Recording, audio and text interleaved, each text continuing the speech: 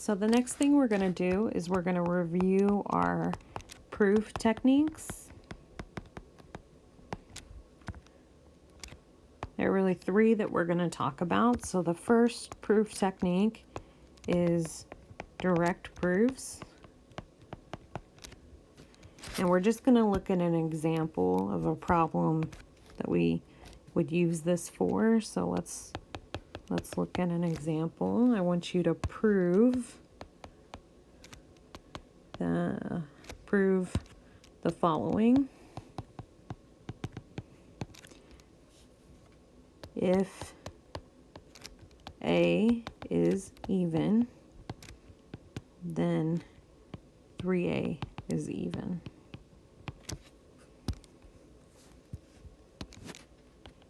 So the way a direct proof works, let's write proof here.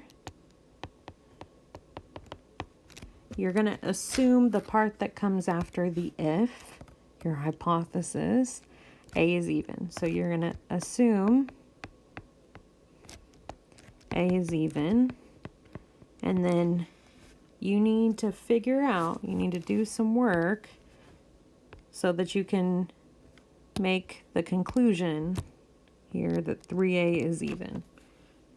So since I know A is even, well, that tells me something. Even integers are ones that are 2 times a number. So I can say then A equals 2 times K for some integer K.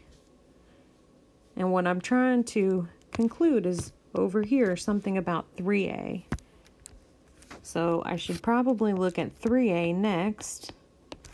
3 times A, well, that's 3 times 2K, which is 6K. And what am I trying to say? I'm trying to say 3A is even. So can I write it as 2 times something? I can write it as 2 times 3K. So I'm going to relabel this 3K here. I'm going to say pick a different letter. Let's say T equal 3K. So what do we have? We have that 3A equals 2 times T, where T is an integer. That's exactly what it means to be even. Therefore,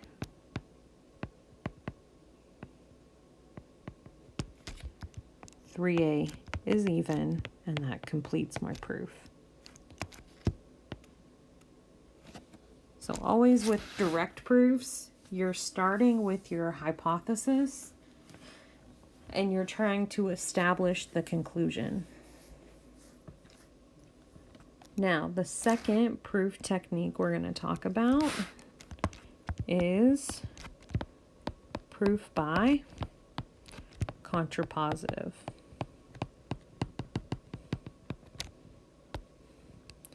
So let's just remind ourselves what the contrapositive is. So let's start with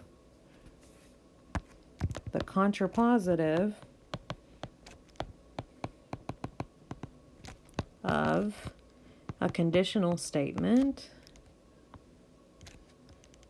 is the following conditional statement. You switch them and then you negate them. So not Q. If not Q, then not P. So let's look at a proof where we could use proof by contrapositive. So the following example, prove the following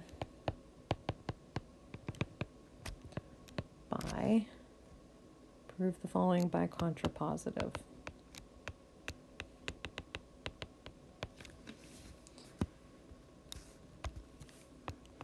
Let x be in z if 5x minus 7 is even then x is odd. So when you're proving something by contrapositive, the first thing you should do is you should write down what the contrapositive is. So what would the contrapositive be? Let x be in z if, so let me underline our two pieces here, here and here. You're going to switch them and negate them. So now it's going to say if x is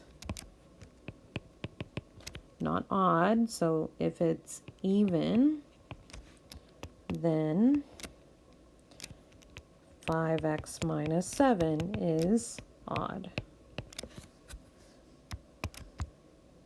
So now you're going to take this contrapositive and you're going to prove it directly. So let's write our proof now. We're going to assume x in z is even. Remember, assume your hypothesis.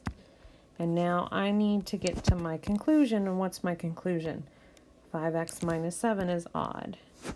So let's start. If I know x is even, x is 2 times a number. So since x is even, x equals 2 times a for some integer a, for some a in the integers. Now what I really want to look at is 5x minus 7. I'm going to plug in for x. We said x is 2 times a. And now I got to think about what my conclusion is. I'm trying to show that 5x minus 7 is odd. What does it mean to be an odd number? It means I can write it as 2 times a number plus 1.